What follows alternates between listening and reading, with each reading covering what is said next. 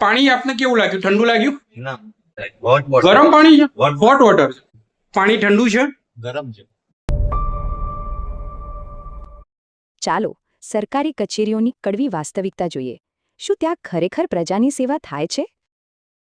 અહીં એક સીધો પ્રશ્ન છે. સેવા સદનનો સાચો હેતુ પ્રજાની સેવા છે કે સાહેબોનો આરામ? જુઓ, ભેદભાવ અહીંથી જ શરૂ થાય. પ્રજા માટે ગરમ પાણી ને સાહેબોના ટેબલ પર ઠંડા પાણીના જગ. શું કામ માટે આવ્યા હતા? હું અહીંયા પ્રાંતમાં આવ્યો. પ્રાંતમાં આવ્યા હતા. પાણી આપને કેવું લાગ્યું? ઠંડુ લાગ્યું? ના, તો કેવું છે પાણી? ગરમ છે. Hot water. ગરમ પાણી છે? Hot hot water. નોર્મલ પાણી પણ નથી. ક્યાંથી આવ્યા કાકા? water. ઓરણથી.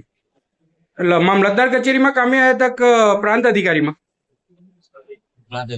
પાણી ઠંડુ છે? ગરમ છે. ગરમ પાણી છે? નોર્મલ પણ નથી?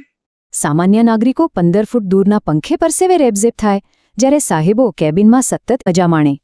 અને સૌથી મોટી વાત, કામ ન હોય તોય સાહેબોની કેબિનમાં ચાલુ જ હોય, જ્યારે લોકો ગરમીમાં શેકાય.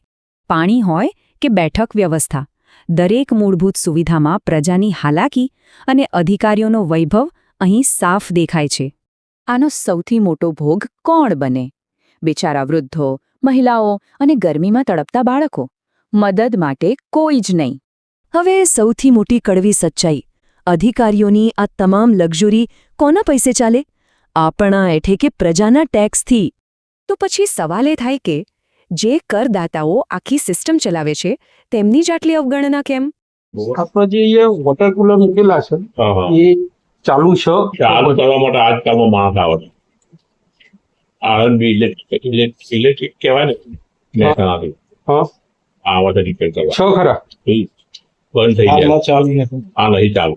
અત્યારે તો પબ્લિક નું કેવું એમ થાય છે કે ગરમ લાય જેવું પાણી આવે છે, પીવા લાયક તો જ જ નહીં. એ આજે પકડો જ નથી થતો એવી વસ્તુ છે. 1-2 દિવસમાં આવે છે. 1-2 દિવસમાં આવે તો સાહેબ પણ કાલે જ વાત કરી એને. ઉપર બી ખરું વોટર કુલર? ખરું. ઉપર ને નીચે બંને? હા, બંને. બંને જગ્યાએ. એટલે બંને માટે એક જ માણસ. ઓકે, તો 2 દિવસમાં કેવું થાય એમ? બસ હવે અવાજ ઉઠાવવો જ પડશે. અસમાનતા ઓળખી વિરોધ કરો અને સદનને સાચા અર્થમાં પ્રજાકેન્દ્રી બનાવો. લોકોની માંગ બહુ વાજબી છે. પીવા ઠંડુ પાણી, બેસવા જગ્યા અને સ્ટાફનું થોડું માનવીય વર્તન. બસ આટલું જ. છેલ્લે એક વિચારવા જેવો પ્રશ્ન.